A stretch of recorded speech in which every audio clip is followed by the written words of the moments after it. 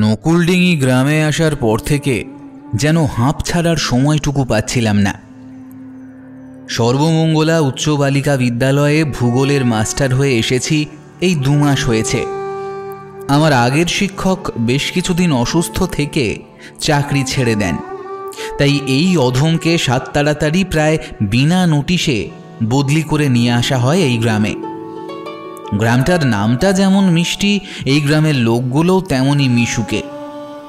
আর অদ্ভুত ব্যাপার হলো, সবসময় এই গ্রামের সমস্ত জায়গায়, এমনকি পানা পুকুরের মধ্যেও একটা কেমন যেন পুজো পুজো গন্ধ পাওয়া যায়। সবাই পায় কিনা অবশ্য জানি না, তবে আমি পাই। তা যাই হোক, আগের শিক্ষক অসুস্থ থাকার জন্য সিলেবাস অনেকটাই বাকি থেকে গিয়েছিল। ওদিকে হাফ ইয়ারলি পরীক্ষাও এসে গেছে, তাই নাকে মুখে গুঁজে দৌড়োদৌড়ি করে খান কতক এক্সট্রা ক্লাস নিয়ে, এমনকি টিফিনের সময়ও মেয়েগুলোকে অভুক্ত রেখে সিলেবাস শেষ করে নিজের দায় সারলাম। তারপরেও অবশ্য কাজের শেষ নেই। প্রশ্নপত্র বানানো, তারপর পরীক্ষা নেওয়া, আর তারপর এক দিস্তা পরীক্ষার খাতা নিয়ে বাড়িতে আসা। ও বাড়ি বলতে, এখানে আসার পরপরই 2 দিনের চেষ্টায় চাটুজ্জেবাবুর বাড়ির একতলায় একটা থাকার জায়গা জোগাড় হয়েছে। খাওয়াটাও এখান থেকেই জুটে যায়।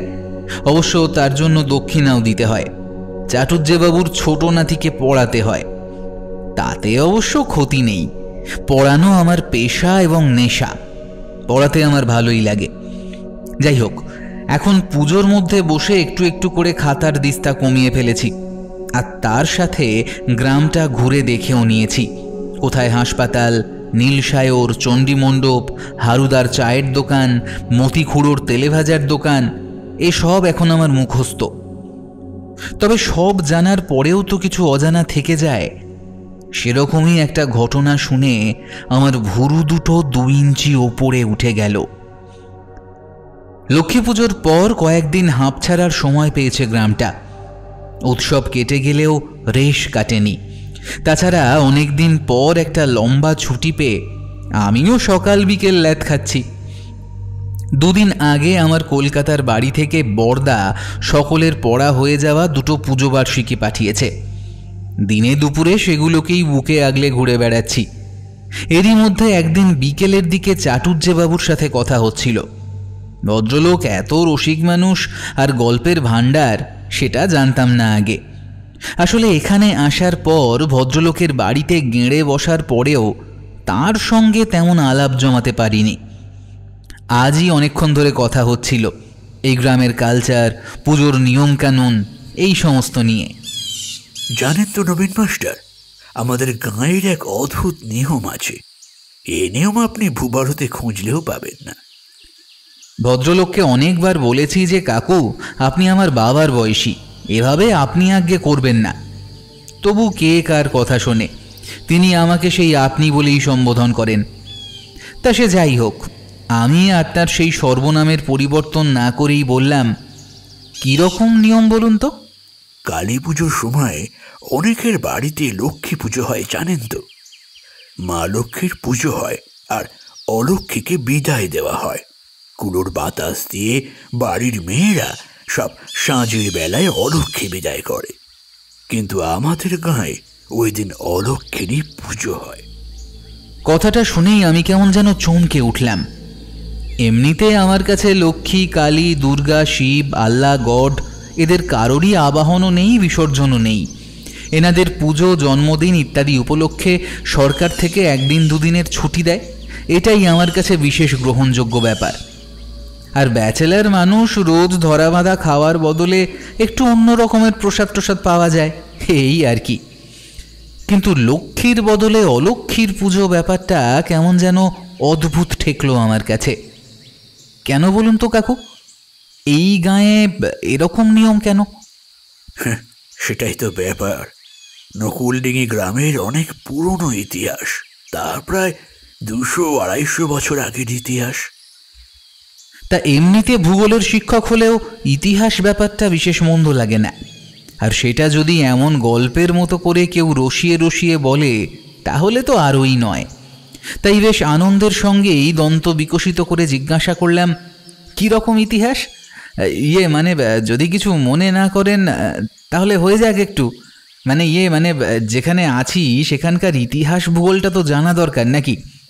তা এই কদিনে ভূগোলটা তো কিছুটা রপ্ত করে ফেলেছি, কিন্তু ইতিহাসটা আপনার কাছে যদি একটু শোনা যেত। ভদ্রলোক দূরের আকাশের দিকে দৃষ্টি রেখে কেমন যেন একটু উদাস গলায় বললেন, শুনবেন? আচ্ছা বেশ, তাহলে তো একটু চা বলতে হয়, সঙ্গে একটু চা সিঙ্গারা না হলে কি আর গল্প জমে? সকালবেলা স্কুল যাওয়ার আগে ভাত, পাতলা জলের মতো ডাল আর মাছ ভাজা, আর রাতে ভাত তরকারি আর পোনা মাছের কালিয়া।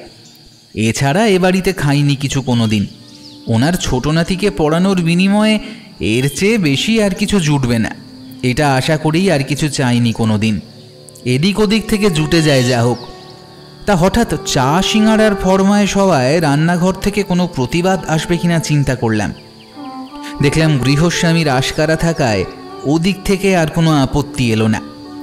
যথাসময়ে ঘরে বানানো ফুলকপির সিঙ্গারা আর কড়া একেবারে সর ফেলা চা চলে এলো। একবার চুমুক দিলেই মাথাটা একেবারে দম করে খুলে যায়। সেই চায়ে চুমুক দিয়ে চাটুজ্জেবাবু মুখ দিয়ে একটা আরামের শব্দ করে শুরু করলেন, সে অনেকদিন আগের কথা। এই নকুলডিঘি গ্রামে তখন এত বাড়ন্ত ছিল না। বেশিরভাগ লোক গরিব, নিজেদের জমি জায়গা নেই, কোনো মতে দিন মজুরি করে সংসার চলে। চারদিকে অরাজকতা, অশিক্ষা, কুসংস্কার। নকুলডিঘি গ্রামে তখন কয়েক ঘর হয়তো বামুন কায়েত, মানে ওই যাকে বলে সমাজের উঁচু শ্রেণী। কিন্তু হলে হবে কি, ওই কয়েক ঘরই প্রায় পুরো গ্রামটাকে একেবারে দাবিয়ে রাখত। পারলে প্রায় প্রতিদিনই একটা করে বিধান দিতেন বামুনরা, আর তা না মানলেই কঠিন শাস্তি। আর এই বামুনদের মাথা ছিলেন বগলাচরণ পণ্ডিত। তাঁর হাত পাওয়া কিছু, কিন্তু এমনিতে তিনি মহাপণ্ডিত। লোকে বলে তাঁর নাকি দিব্য দৃষ্টি আছে। কারোর দিকে তিনি তাকালে নাকি একেবারে ভেতর পর্যন্ত দেখতে পেয়ে যান। তা তিনি নিয়ম করেছিলেন নকুলডিঘি গ্রামে কালী পুজোর রাতে অলক্ষ্মী বিদায় হবে। তবে তা এমনি ওই আবর্জনা, ভাঙা ঝুড়ি, পুরনো ঝেঁটা দিয়ে বানানো অলক্ষ্মী নয়, সত্যিকারের অলক্ষ্মী। সত্যিকারের অলক্ষ্মী মানে? সেটাই বলছি, শুনলেই বুঝতে পারবেন। অবশ্য বিশ্বাস করা না করা আপনার উপর। এই গল্প শুধুই অলক্ষ্মীর নয়, নরপিশাচের গল্পও বটে। অবশ্য গল্প শব্দটা বলা ভুল, যাকে বলে এই একদম সত্যি ঘটনা। এই ঘটনা আসলে আমাদের গ্রামের এক কলঙ্কিত ইতিহাস বলতে পারেন। চলে আসা প্রথা অনুযায়ী গ্রামের যত নতুন বউ আছে, কালী পুজোর কয়েকদিন আগে তাদের ওই বগলাচরণ পণ্ডিতের বাড়ি যেতে হতো। পরপর কয়েকদিন ধরে চলতো এই পর্ব, প্রতিদিন একজন করে। পণ্ডিত নাকি তাদের দিব্য দৃষ্টি দিয়ে পরীক্ষা করতেন। তিনি নির্বাচন করতেন সেই নতুন বউদের মধ্যে কে অলক্ষ্মী। যে অলক্ষ্মী হবে তার জীব নাকি এমনি এমনি খসে পড়বে। মেয়েটাকে তখন গ্রামের বাইরে একটা পরিত্যক্ত জায়গায় ফেলে রাখা হতো অভুক্ত অবস্থায়। তারপর কালী পুজোর রাতে সেই অলক্ষ্মী বউটাকে জ্যান্ত চিতায় তোলা হতো। সে এক মহা উৎসবের ব্যাপার ছিল। সারা গাঁ ছেটিয়ে সেই অলক্ষ্মী বিদায় দেখতে আসত। কাঁচা মাংস পোড়ার গন্ধে সবাই মত্ত হয়ে একেবারে তুমুল আনন্দে নৃত্য করত। আর যার ঘরের বউ অলক্ষ্মী হিসেবে নির্বাচিত হতো, তার তো আবার পোয়া 12। নকুলডিঘি গ্রামের কালী পুজোয় তারা বিশেষ অতিথি। স্বয়ং জমিদার প্রভাতী নারায়ণের বাড়ি থেকে তাদের পুরো পরিবারের জন্য বিশেষ ভেট আসত। 7 দিন ধরে অষ্টপ্রহর খাওয়া দাওয়ার ব্যবস্থা করা হতো। আর 1 বছরের মধ্যে সে বাড়ির ছেলের নতুন বিয়ে দেওয়ার ব্যবস্থাও করা হতো। মানে বলা যায়, বউ লক্ষ্মী না হয়ে অলক্ষ্মী হলেই বোধহয় ভালো হতো বেশি। কথাগুলো শুনেই আমার গাটা কেমন রিরি করছিল। এভাবে একটা মানুষকে পোড়ানো হচ্ছে আর সেটা সবাই মিলে উপভোগ করছে। কথাটা ভাবলেই কেমন যেন অস্বস্তি হচ্ছিল। আজকের এই শান্ত নিরিবিলি মিষ্টি গ্রামটার ইতিহাস কত ভয়ঙ্কর, এসব শুনতে ভালো লাগছিল না। ভদ্রলোককে তাড়া দিয়ে বললাম, বুঝেছি, তা এসবের মধ্যে অলক্ষ্মী পুজো চালু হলো কি করে? লোকে বলে পাপের ঘোড়া পূর্ণ না হলে ভগবান প্রতিকার করে না।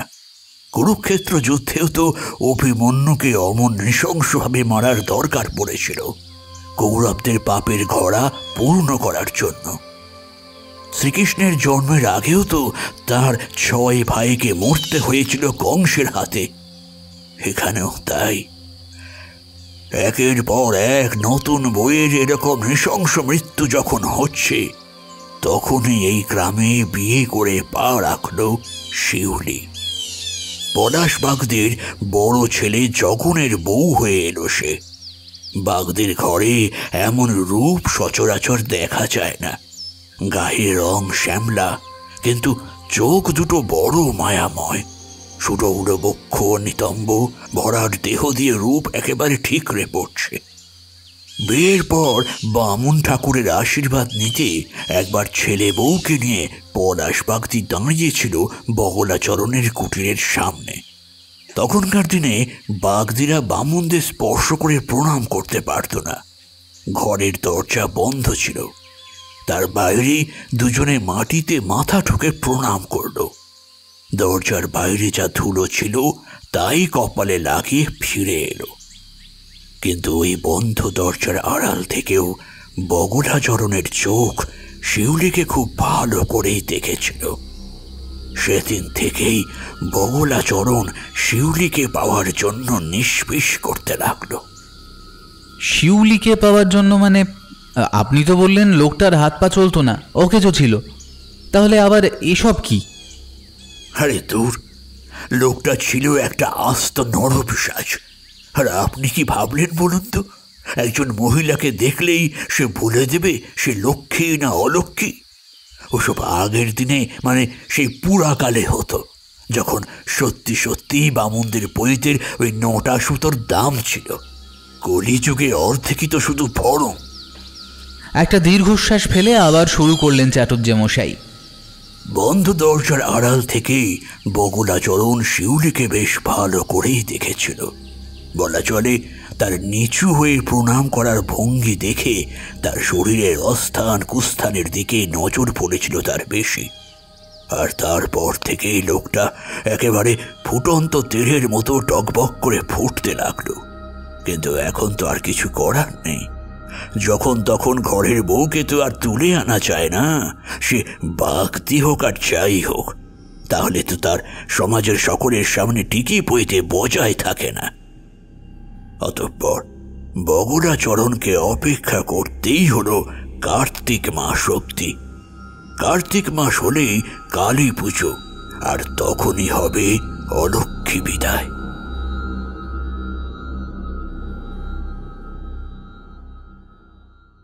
শিউলি ভিন গাঁয়ের মেয়ে ছিল, বেশ দূরের। পলাশবাগদের কোনো এক দূর সম্পর্কের আত্মীয় ঠিক করেছিল সম্পর্কটা। বাপ মা মরে গিয়েছিল ছোটবেলাতেই। দাদার সংসারে লাথি ঝ্যাঁটা খেয়ে মানুষ। বিয়ের পরে এই নকুলডিঙি ছেড়ে আর বের হয়নি মেয়েটা। বাপের বাড়ির সঙ্গে সম্পর্ক সব চুকে বুকে গিয়েছিল। তখন বোধহয় নকুলডিঙির সব ছেলেদের এরকমের সম্বন্ধ হতো। না হলে কে লক্ষ্মী আর কে অলক্ষ্মী সে তো আর বিয়ের সময় মুখ দেখে বোঝা যেত না। লোকে যদি জানতো যেই গায়ে মেয়েকে বিয়ে দিয়ে পাঠাচ্ছে সেই গায়ে মেয়েটির এমন দুর্দশা হতেও পারে, তাহলে কি আর সাহস করে মেয়ে পাঠাবে? তাই এই গায়ে যাদের বিয়ে করে আনা হতো তাদের সকলেরই ভাগ্য ওই শিউলির মতোই। অধিকার অর্থাৎ বাপের বাড়ির দিকের গল্প প্রায় পুরোপুরি বন্ধ। শিউলি এসব নিয়মের কথা জানত না। তা কার্তিক মাস যখন পড়বে করছে, তখন একদিন পলাশ ছেলে জগনকে ডেকে বলল, এইবারে বৌমারে ওই অলক্ষ্মী বিদায়ের কথা কান কইয়া দিও। ঠাকুরের কাছে যাবার দিন তো আইয়া পড়ল। শিউলি হাঁ করে বরের দিকে চেয়ে রইল। ভাবল বুঝি কোনো নিয়ম আছে, বাড়ির বউদের পালন টালন করতে হয়। কিন্তু বরের কাছ থেকে সব শুনে তো সে হাঁ। আমি ওইখানে যাইতে পারুম না, আমার আমার ডর লাগতাছে। তা এমন কথা শুনে ভয় তো লাগবেই। জগনের মা অনেক আশ্বাস দিল বউকে। আরে আরে অত ডরও কেন গো মা? হ্যাঁ, তো বউ মানুষ তো যাইতাছে, তা সকলে কি আর পুইরা মরতাছে নাকি? শিউলি তার শাশুড়ির দিকে হাঁ করে তাকিয়ে বলে, তা আপনিও তো এককালে নতুন বউ ছিলেন, আপনিও গেছিলেন ওই ঠাউরের কাছে? শিউলির শাশুড়ি ঢোক গিলল, হ্যাঁ, তা যাবে না কেন? তখন তো আবার বগলা চলনের কম বয়স ছিল। এই অত্যাচার থেকে তো আর এই গ্রামের কোনো নতুন বই এড়িয়ে বাঁচতে পারে না। তবে সেসব কথা তো আর মুখে বলতে পারে না কেউ। শিউলির শাশুড়ি তাই আমতা আমতা করে বলল, হ, তা যাবো না কেন? হ্যাঁ, গেছিলাম। এই তো দেখ কেমনে বাইচা আছি। এত বছর সংসার কইরা দিলাম, তোর এত ডর কিসের বুঝি না বাপু। তবু শিউলির কেন যেন ভয় হতে লাগলো। বারবার সে বরের কাছে জানতে চায়, ওইখানে কি হয় গো? আচ্ছা, ঠাউর কেমনে বোঝে যে কোন জনা লক্ষ্মী আর কোন জনা অলক্ষ্মী? যখন ভাবে সত্যি সে তো আর জানে না ওখানে কি হয়। তার 2-4 জন বন্ধুর বউ আগের বছর গিয়েছিল ঠাউরের কাছে, তারা সব ফিরে এসেছে, কিচ্ছুটি হয়নি, এইটুকুই সে জানে। তবে হ্যাঁ, প্রতি বছরই 1-2 অলক্ষ্মী পাওয়া যায়। মেয়েগুলো সব কাতরাতে বের হয় ঠাউরের ঘর থেকে। লোকে অবাক হয়ে দেখে, ঠাউরের দৃষ্টি সহ্য করতে না পেরে সেই সব মেয়েগুলোর সব কটার জিভ খসে পড়ে। তবে জগন ভাবে তার বউয়ের এমন কিছু হবে না, বেশ তো ভালোই বউ, ঝগড়া ঝাঁটি নেই, সংসারের সব কাজ একা হাতে করে, তা এমন মেয়েই তো লক্ষ্মী বউ হয়। শিউলি আবার একবার খোঁচা দেয় বরকে, একটু কও না গো ঠিক কইরা, ওইখানে কি হয়? ঠাউর কি করে? তা আমি কেমনে বুঝবো? আমি কে মাইয়া মানুষ? হয়তো সীতা হীরা ওরা আগের বছর গিয়েছিল ঠাউরের বাড়ি, ওদের জিগাও। মা কিছু বলেনি তোমায়?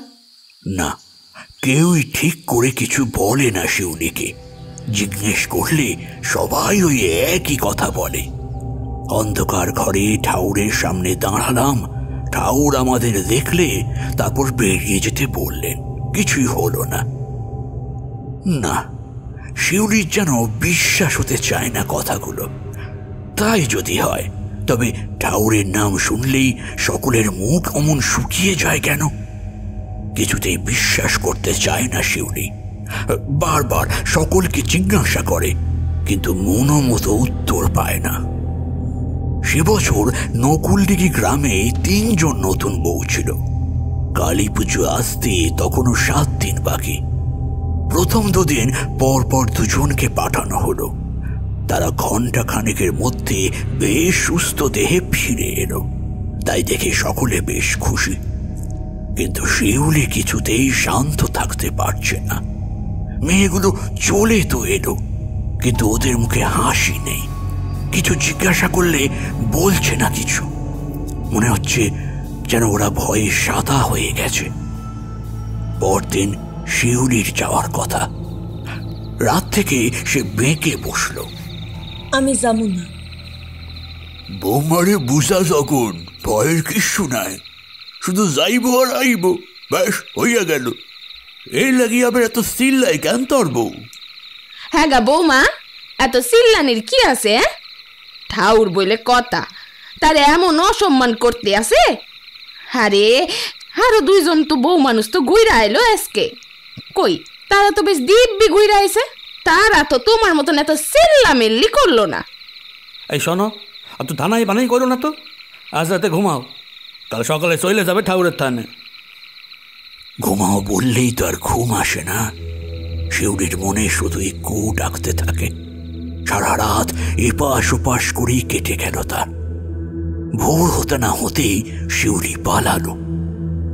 প্রায় 2-3 ঘন্টা মতো পাশের বাড়ির মতি বাগদির ডাই করে রাখা খড়ের গাদায় সে লুকিয়ে থাকলো।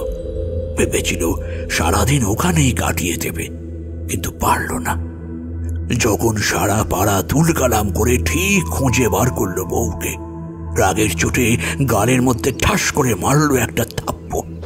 তারপর আবার সুর নরম করে বলল, শিউলি, কেন বলো তো অমন করতাছো?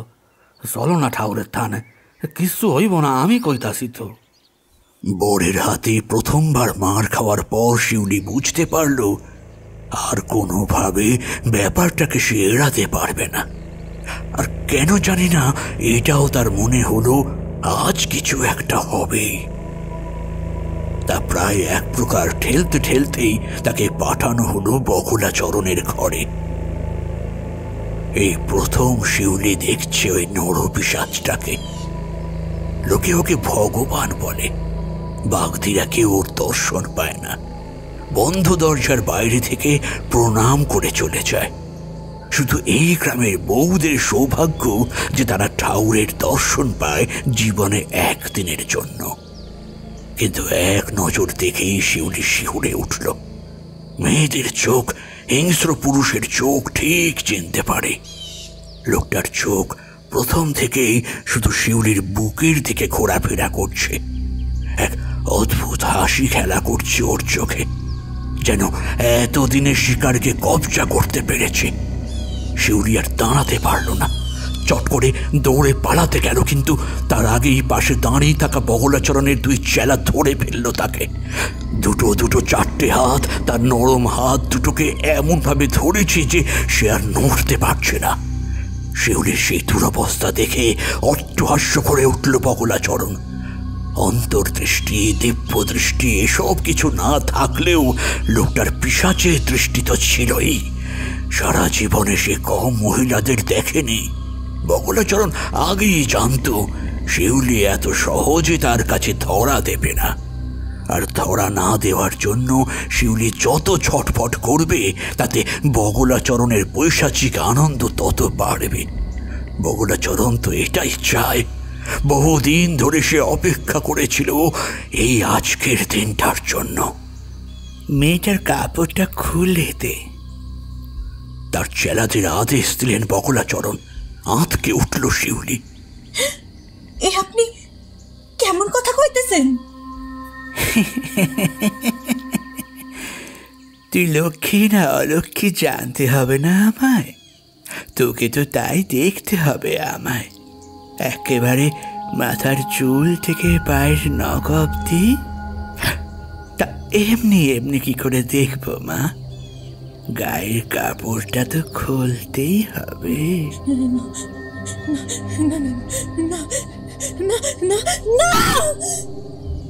তার হয়তো বিশ্বাস ছিল তার অমন চিৎকার শুনে জগন ছুটে আসবে, কিন্তু না, কেউ এলো না। চেঁচিয়ে কোনো লাভ নেই। আমার ঘরের সামনে বাগদিদের বেশিক্ষণ দাঁড়ানোর অনুমতি নেই। এ বড় পবিত্র স্থান, এখানে বেশিক্ষণ দাঁড়ালে এরা যে সব উদ্ধার পেয়ে যাবে। তাহলে জগৎ সংসার চলবে কি করে বল? জন্ম জন্ম ধরে কত পাপ করে তোরা বাগদির ঘরে জন্মেছিস, তা পাপ খণ্ডাবার জন্য পরিশ্রম তো করতেই হবে। আমার ঘরের সামনে দাঁড়িয়ে দাঁড়িয়ে যদি তোরা সব উদ্ধার পেয়ে যাস, তবে যমরাজে আমায় কথা শোনাবে। আবার একবার একটা হিংস্র দৃষ্টি শিউলির সারা শরীরে বুলিয়ে নিয়ে বগলাচরণ চিৎকার করে বলল, এই কে আছিস? এর কাপড়টা খুলে দে, শরীরে একটা সুতো যেন না থাকে। নরম সরম হলেও বাগদি রমণী শিউলির গায়েও জোর কিছু কম নেই। 2 হাত চেপে ধরা থাকলেও শিউলি পা দিয়ে আরেকজনের পা চেপে ধরল। যন্ত্রণায় চেঁচিয়ে উঠে লোকটা হাতটা ছাড়তেই সে এক হাত দিয়ে আরেকজনকে ধাক্কা মেরে ফেলে দিয়ে ছুটে গেল দরজার দিকে। কিন্তু কতক্ষণ? এইভাবে কি আর 2 পশুর হাত থেকে বাঁচা যায়? কিছুক্ষণ ধস্তাধস্তি চলল। শিউলি প্রাণপণে চিৎকার করে, কিন্তু কেউ আসে না তাকে বাঁচাতে। সে বেচারি যত চেঁচায় তত আনন্দ পায় সেই পিশাচ বগলাচরণ। কিছুক্ষণ পরে বগলাচরণের চেলারা শিউলিকে মাটিতে শুয়ে দিল। তার দুটো হাত ওদের পায়ের তলায় ক্রমশ পিষ্ট হচ্ছে। শরীরে একটাও সুতো নেই, ঠিক যেমনটা বগলাচরণ চেয়েছিল। আজ বগলাচরণ যেন আরো পিশাচ হয়ে পড়েছে। বহুদিনের অপেক্ষার পর আজ শান্তি পেয়েছে যেন সে। প্রাণ ভরে শিউলির সেই ঘেমে যাওয়া, কেঁপে কেঁপে ওঠা, যৌবনে ভরা গোটা শরীরটার দিকে তাকিয়ে তাকিয়ে শিউলির দেহের রূপ উপভোগ করল বগলাচরণ। কে বলে তার হাত পা চলে না? দিব্যি নিজের আসন ছেড়ে উঠে এলো, তারপর দিব্য আক্রোশে ঝাঁপিয়ে পড়ল শিউলির শরীরটার ওপর। আঁচড়ে কামড়ে সেই নরম বিলোপ শরীরটাকে শেষ করে দিল।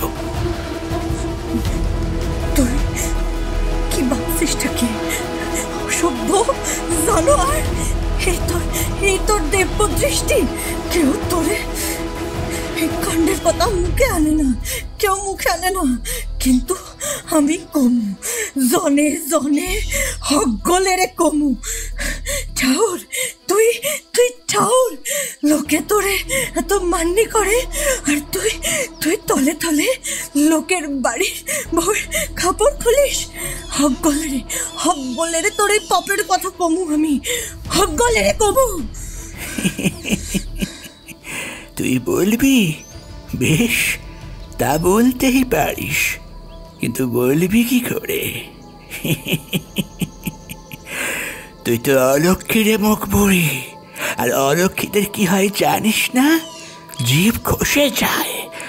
আর তোর জিভ খসে গেলে তুই বলবি কি করে? আস্তে আস্তেই বগলাচরণ চলে গেল সেখান থেকে।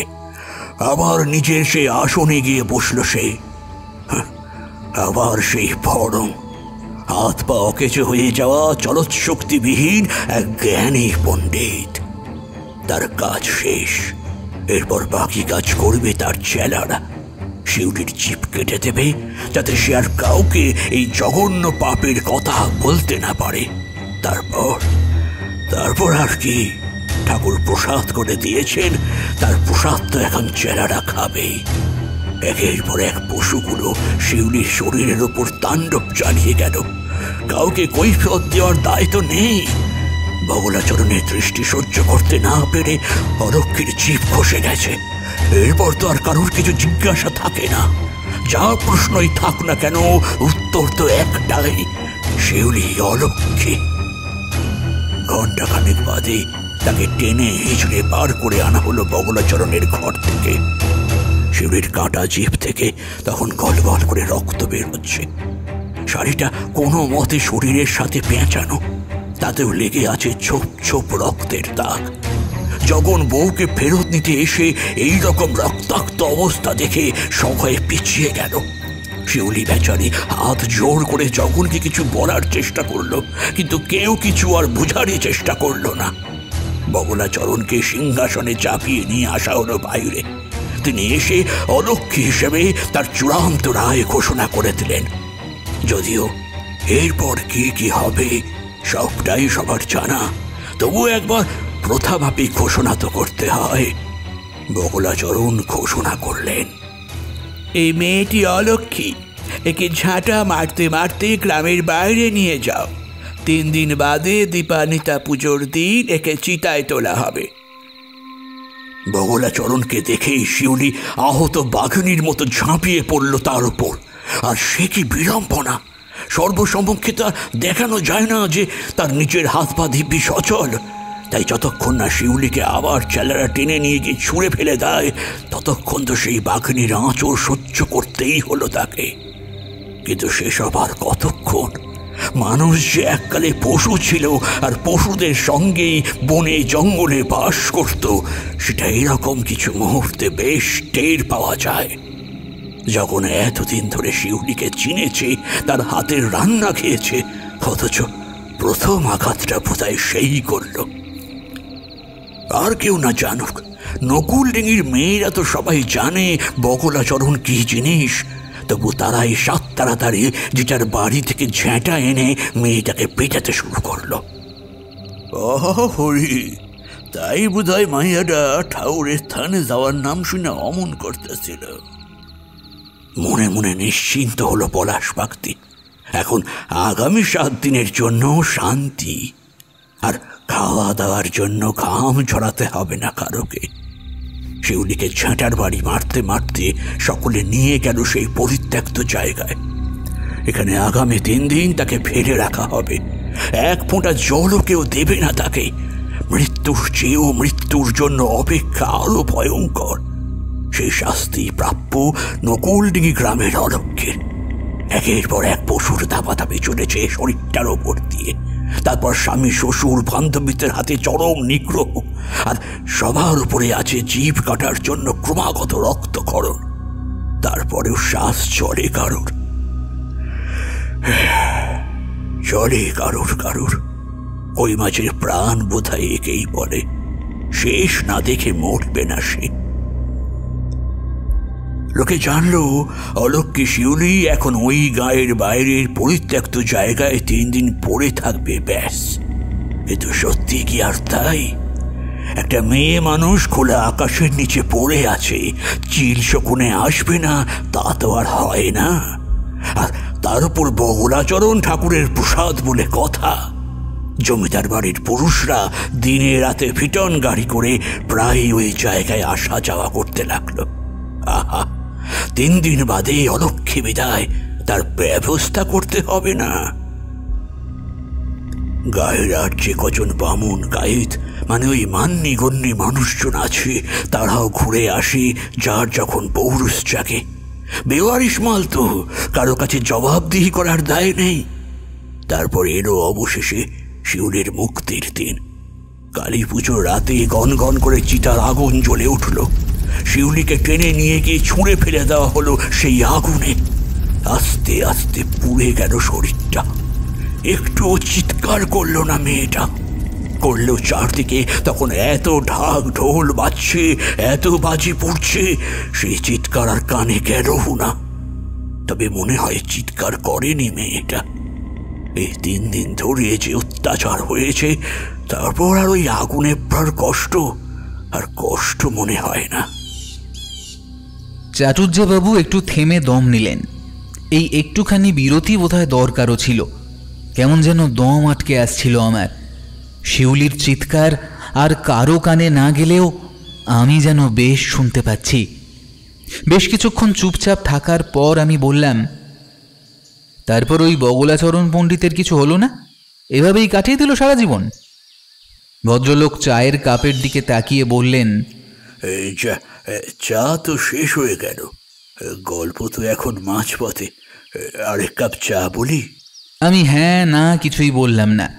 আসলে এসব গল্প শোনার পর ঠিক চা খাওয়ার মতো অবস্থাতে আমি নেই। ভদ্রলোক আমার উত্তরের পরোয়া না করেই রান্নাঘরের দিকে তাকিয়ে বললেন, ওগো, আরো 2 কাপ চা পাঠিয়ে দাও। সেদিক থেকে কোনো উত্তর এলো না। তবে রান্নাঘরে ঠোংঠাং বাসনপত্রের আওয়াজ শুনে মনে হলো চা বসানো হয়েছে। অল্প কিছুক্ষণের মধ্যে চা এসেও গেল, তবে সাথে এবার আর কিছু নেই। চায়ে চুমুক দিয়ে ভদ্রলোক আবার বলতে শুরু করলেন, চিতার আগুন নিভতে তো 2-2.5 ঘন্টা লাগে। শিউলি যেহেতু অলক্ষী ছিল, তাই আর চিতার ভস্য সংগ্রহ করার আর আগ্রহ ছিল না কারো। ভাবটা যেন এরকম যে যাক, সব উড়ে যাক, মাটিতে মিশে যাক, যা হওয়ার হোক।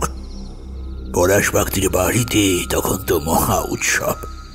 জমিদার বাড়ি থেকে একেবারে রাজকীয় খাবার দাবার এসেছে। তার উপর তখনও কালী পুজো চলছে। চারদিকে ঢাক ঢোলের আওয়াজ শোনা যাচ্ছে।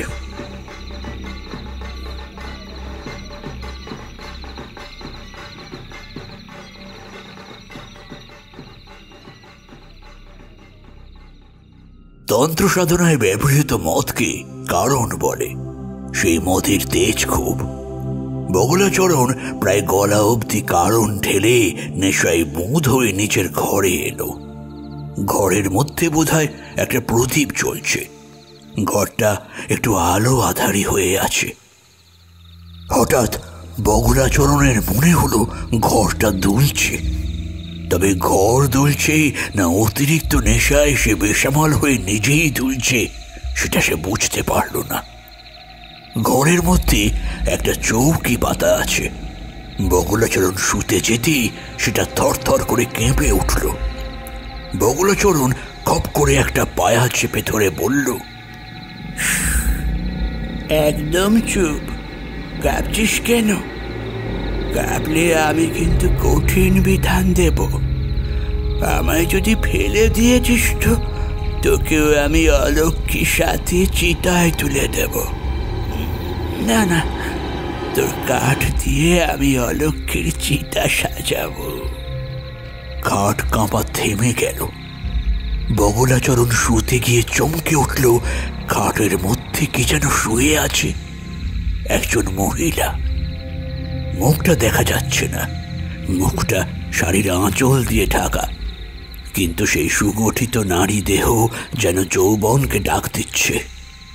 বকুলাচরণের আনন্দ আর ধরে না।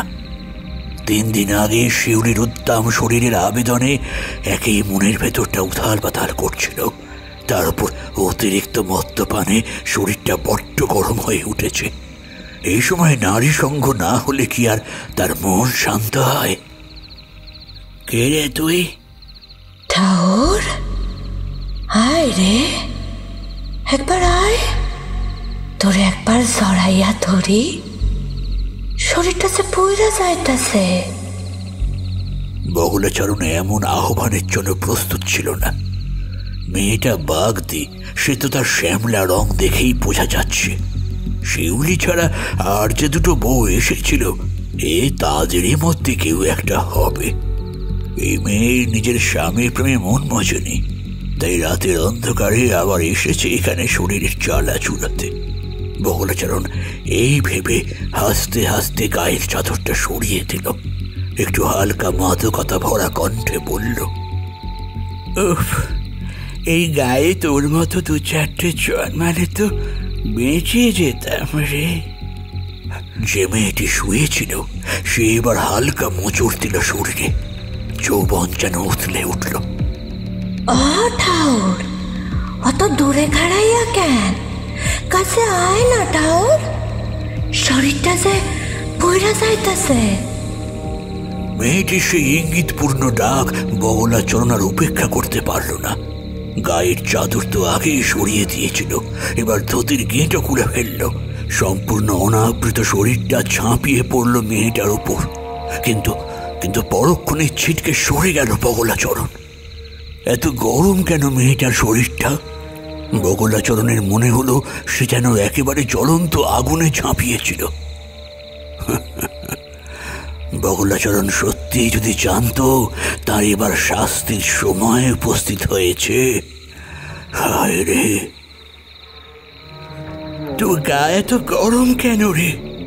গরম হইব না, এতক্ষণ ধইরা সীতার আগুনে পড়ছিলাম যে, সারা শরীরে আগুন।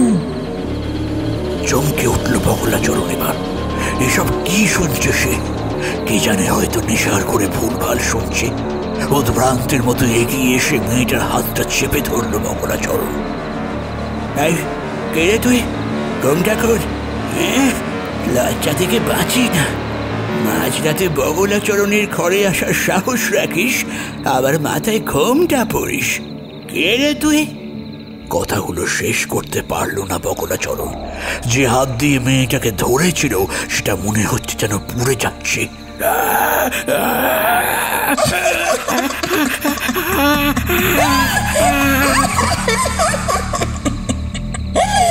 কি রে ঠাউর, আমার মুখ দেখবি না?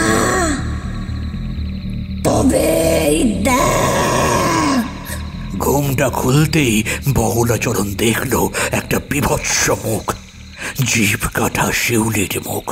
মুখ দিয়ে গল গল করে রক্ত বের হচ্ছে, আর সেই রক্ত মাখা মুখে সে হেসে চলেছে। শিউলি, তুই কোথা থেকে এলি? তুই তো মরে গেছিস। আরে মইরা গেছি, কিন্তু কে কইল মইরা গেলে ফিরে আসা যায় না?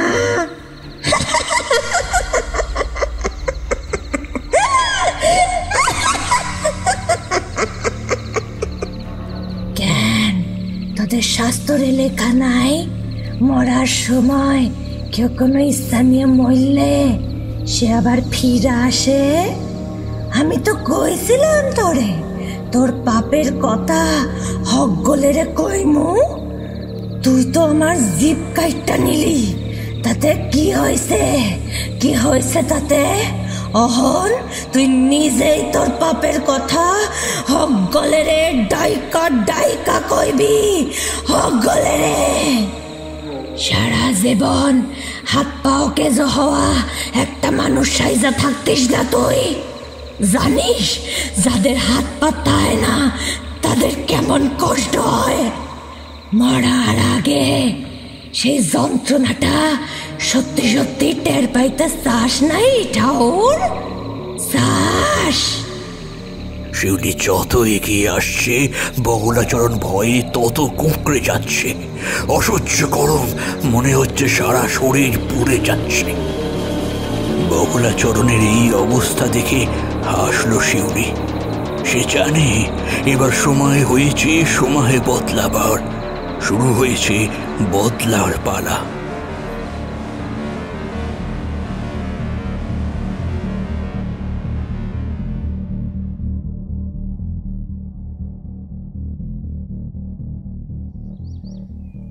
কালী পুজো শেষ হয়েছে।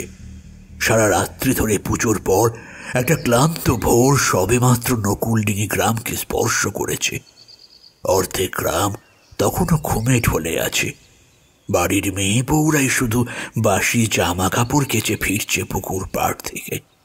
হঠাৎ একটা ভয়ানক প্রাণঘাতী চিৎকারে আঁতকে উঠল তারা। সে এক ভয়ঙ্কর দৃশ্য। বগলাচরণ সম্পূর্ণ অনাবৃত অবস্থায় গ্রামের রাস্তার মধ্যে দিয়ে দৌড়াচ্ছে। তার শরীরে কোনো কাপড় নেই। বহু বছর ধরে যে লোকটার পা মাটিতে পড়েনি, হাত পা চলে না, জড় ভরত এই অজুহাতে সারা জীবন অন্যদের কাঁধে চড়ে বেরিয়েছে, সেই মানুষটা আজ দৌড়াচ্ছে। কখনো হুমড়ি খেয়ে আছাড় খাচ্ছে, কখনো কাদায় লুটোপুটি খাচ্ছে। লোকটার অবস্থার কথা কল্পনা করে মনে একটু শান্তি পেয়েছিলাম এতক্ষণে। চাটুর্যেবাবু চায়ে চুমুক দেওয়ার জন্য একটু বিরাম নিয়েছিলেন। আমার চাটা আগের অবস্থাতেই পড়ে আছে। এই গল্প শুনতে শুনতে আর চায়ে চুমুক দেওয়ার প্রবৃত্তি হয়নি। এখন লোকটা তার যোগ্য শাস্তি পেয়েছে দেখে একটু চায়ে চুমুক দেওয়ার ইচ্ছে হলো, কিন্তু সেটা এখন তার চায়ের চায়ত্ব খুইয়ে ফেলেছে। মুখে দিতেই একটা বিচ্ছিরি স্বাদ জিভ স্পর্শ করতে মুখটা আপনা থেকেই বিকৃত হয়ে গেল। ভদ্রলোকের কাছ থেকে মুখের সেই ভঙ্গি লুকিয়ে নিয়ে বললাম, লোকে যখন দেখলো লোকটা হাত পা ভালোই চালাতে পারে তখন কিছু বলল না? মেয়েরা তো আগেই জানত। পুরুষদের ঘুম ভেঙে জেগে উঠতে একটু সময় লেগেছিল। প্রথমটা ওরা ঠিক বুঝতে পারেনি, ভেবেছিল এটাও বোধহয় ঠাউরের লীলা। পলাশ বাগদি ছুটে এসে বলল, ঠাউর ঠাউর আপনার কি হয়েছে? ঠাউর এমন করেন কেন? আপনার হাত পা ঠিক হয়ে গেছে ঠাউর? আপনার কেমন লীলা? তারপর আশেপাশের দাঁড়ানো গ্রামবাসীদের দিকে তাকিয়ে বলল, ওরে ঠাউর আমাকে উদ্ধার করণের লাইগা অনুরোধ ধরছেন। ঠাউরের কি লীলা রে, ঠাউরের কি লীলা। কিন্তু ওদিকে তখন ঠাউরের অবস্থা খারাপ হয়ে গেছে, ভয়ে সাদা হয়ে গেছে।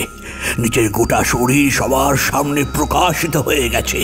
হাত পা সম্পর্কের মিথ্যা ফরক সকলের সামনে ধরা পড়ে যাচ্ছে। সে যে জড় ভরত নয় সবাই চেনে যাচ্ছে। তবু সেদিকে তার কোনো হুঁশ নেই। সে পাগলের মতো ছটপট করতে করতে বলল, ওই মেয়েটার হাত থেকে বাঁচাও আমায়, ও আমায় মেরে ফেলবে, পুড়িয়ে মারবে আমায়। ঠাউরকে কেউ মেরে ফেলতে পারে এটা ছিল সকলের কাছে একটা আশ্চর্যের বিষয়। তাও আবার কিনা ঠাউর বলছে একটা মেয়ে তাকে পুড়িয়ে মারতে চাইছে। কেউই ব্যাপারটা ঠিক বুঝে উঠতে পারছে না। ওদিকে মেয়েরা ক্রমশ ঘরের ভেতরে ঢুকে যাচ্ছে। একটা পুরুষ মানুষ, তাও আবার ঠাউর, অমন করে আচারি বিচারি খাচ্ছে, যার শরীরে একটা সুতো পর্যন্ত নেই। এ তো আর মেয়ে মানুষ হয়ে দাঁড়িয়ে দাঁড়িয়ে দেখা যায় না। তবে মনে হয় ব্যাপারটা ঠিক কি হয়েছে তারাই একটু বুঝতে পেরেছে। আসলে আসলে বগলাচরণ যে কি জিনিস তারাই তো একটু আধটু জানে।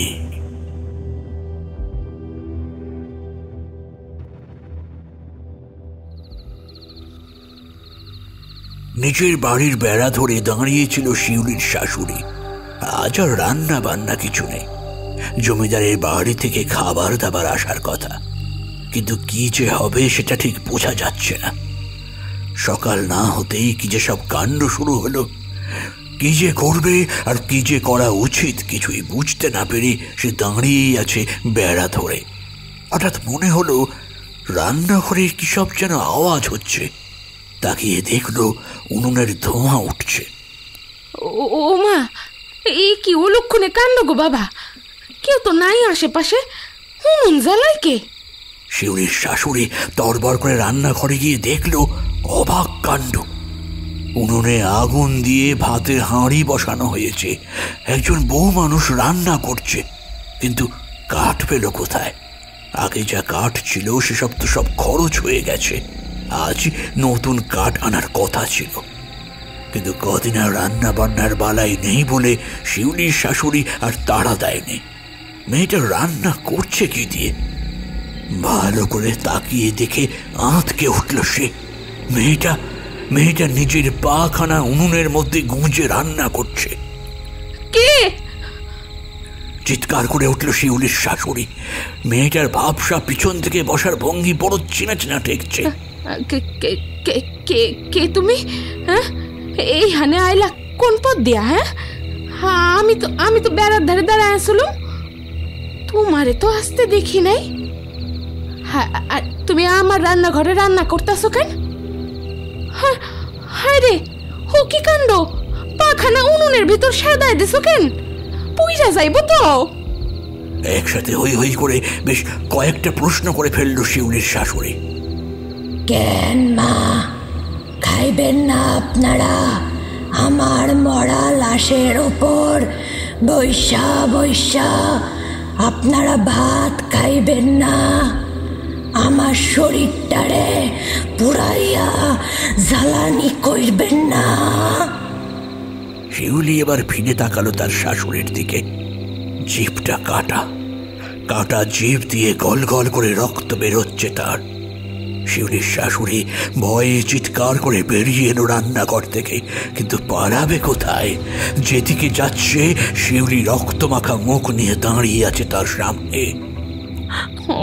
অমন কইরো না মা, আমার মাইরো না। শিউলির শাশুড়ি এবার হাউ হাউ করে কেঁদে উঠল। মারব আপনারে? না না, তাই কখনো হয় নাকি?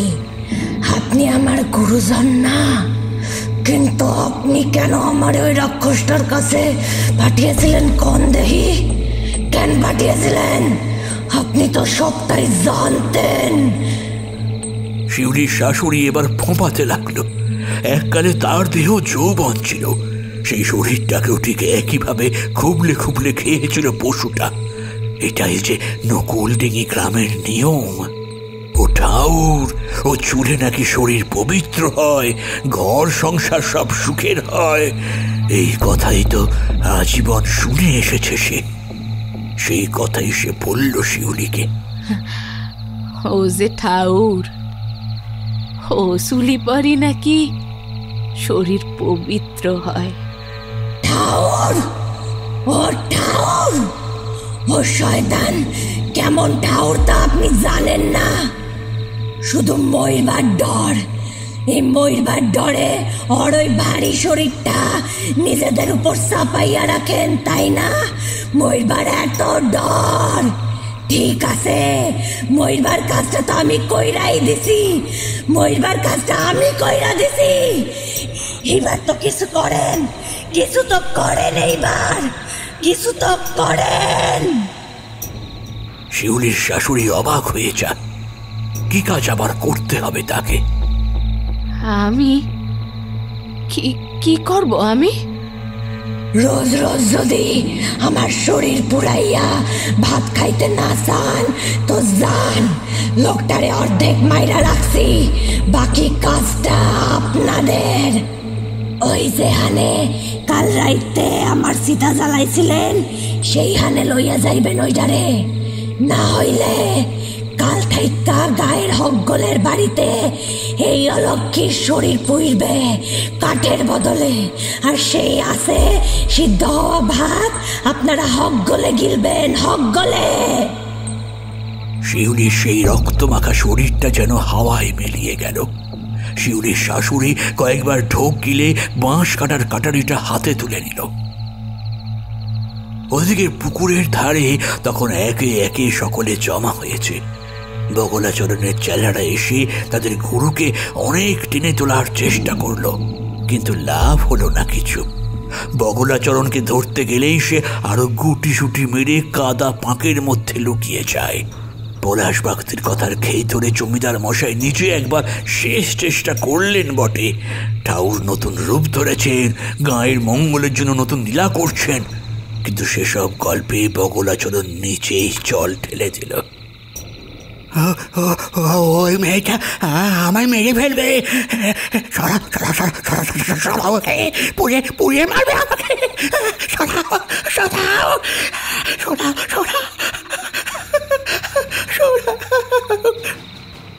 এসব দেখে জগন বিরক্ত হয়ে বলে উঠল তার বাবাকে, এই আবার কেমন লীলা? আমার মনে হয় ঠাউরের মাথার ব্যায়াম হয়েছে। আরে ওদিক থেকে কিরকম একটা গন্ডগোল শোনা যাচ্ছে মনে হইল না? জগনের কথা শুনে বগলাচরণের চেলারা ওদিকে তাকিয়ে আঁতকে উঠল। শয়ে শয়ে মেয়ে বউরা হাতে মুড়ো ঝাঁটা নিয়ে ছুটে আসছে এদিকে। সকলের আগে আছে শিউলির শাশুড়ি। পলাশ তাড়াতাড়ি ছুটে গেল বউয়ের কাছে। আরে আরে করো কি? কেনে? ঠাউর বিদায় করব। এইসব আবার কি? ঠাউরে নিয়ে এইসব করা যে পাপ, হ্যাঁ? আর অলক্ষী কুজার নাম কইরা ঘরের বউদের কাপড় খোলা বুঝি খুব পুণ্যের কাজ? হ্যাঁ, অনেক অনেক হইছে। ওই শয়তানের ভণ্ডামি। আজ থেকে এই গায়ে আর অলক্ষী বিদায় হইব না, শয়তান বিদায় হইব। ওই লোকটা ঠাউরও না, দেবতাও না, এখন অপদেবতা। পলাশ বোধহয় আরো কিছু বলতে চেয়েছিল, কিন্তু শিউলির শাশুড়ি তার হাত ছাড়িয়ে এগিয়ে গেল। এমনিতেই অনেক দেরি হয়ে গেছে, আর বেশি দেরি করা চলে না। সেদিনই গাঁয়ের মেয়েরা মিলে বগলাচরণকে ঝাঁটার বাড়ি মেরে মেরে গাঁয়ের শেষ প্রান্তের সেই পরিত্যক্ত জায়গায় নিয়ে যায়। শোনা যায় সেখানে নাকি 3 দিন লোকটা বেঁচে ছিল, কিন্তু তার হাত পা সত্যি সত্যি অকেজো হয়ে গিয়েছিল, আর সারা শরীরে বিশ্রী বিষাক্ত ঘা। সে ঘা থেকে এমনই দুর্গন্ধ ছড়াতো যে লোকের ইচ্ছা থাকলেও কেউ তার ধারে কাছেও যেতে পারত না। শোনা যায় সারা জীবনে বগলাচরণ 62 জন মহিলার সর্বনাশ করেছিল। মরার সময় তার শরীরেও ছিল 62টা বিষাক্ত ঘা। তারপর থেকেই তাহলে এই গাঁয়ে অলক্ষী পুজো হয়? আমি বললাম। চাটুর্যমশাই গল্প বলতে বলতে বোধহয় হারিয়ে গিয়েছিলেন। আমার কথায় চমক ভেঙে বললেন, হ্যাঁ, ওই সেই জায়গায় যেখানে এককালে অলক্ষীতে চিতা জ্বলত, সেখানে গাঁয়ের মেয়ে বউরা প্রদীপ জ্বালায়, 62টা প্রদীপ। ওই আমাদের অলক্ষী পুজো, আর ওটাই এখন আমাদের অলক্ষীর স্থান। রান্নাঘর থেকে ঠং ঠং করে ভাত বাড়ার আওয়াজ পাওয়া যাচ্ছে। গল্প শুনতে শুনতে কখন যে রাত হয়ে গেছে খেয়ালই নেই। মনে মনে ভাবলাম কাল সকালেই একবার ওই জায়গাটা দেখে আসতে হবে। ভূগোলের মাস্টার বলে মনে মনে বেশ গর্ব করছিলাম এই গাঁয়ে এসে কদিনের মধ্যেই নাকি পুরো গাঁয়ের ভূগোল মুখস্থ করে ফেলেছি। এরকম তীর্থক্ষেত্র যে আছে সেটা তো জানা হয়নি। কাল সকালেই একবার ওই অলক্ষ্মীর থানে মাথা ঠেকিয়ে আসতে হবে।